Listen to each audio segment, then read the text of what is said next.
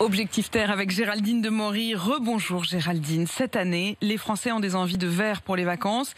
Et encore plus que les années précédentes, ils n'ont pas forcément eu tellement le choix. Mais pour être sûr que les touristes et la nature fassent bon ménage, il y aura une police de l'environnement qui va être déployée sur tous les sites touristiques. 1500 policiers qui sont mobilisés cet été dans toutes les régions de France, de la dune du Pilat jusqu'au Calanque de Marseille, en passant par le lac de Madine dans le Grand Est, ou encore à la Réunion.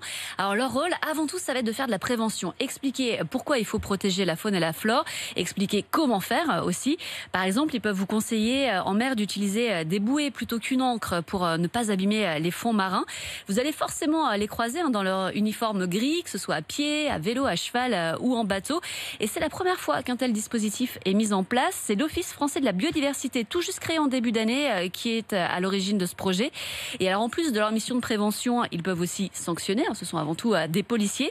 Petit exemple, si vous faites du quad dans un espace naturel interdit, ça pourra vous coûter 135 € d'amende. Et une mission d'autant plus importante que le tourisme peut faire quand même de gros ravages. On estime qu'il y a à peu près 1,5 milliard de touristes dans le monde. Rien qu'en Europe, le tourisme rapporte 400 milliards d'euros par an et permet à 10 millions de personnes de travailler. Mais forcément, il y a des conséquences.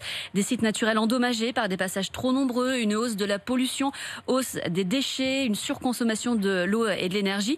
Alors l'exemple le plus marquant qu'on ait, c'est peut-être celui de cette baie en Thaïlande qui a été rendue célèbre par le film La plage avec Leonardo DiCaprio.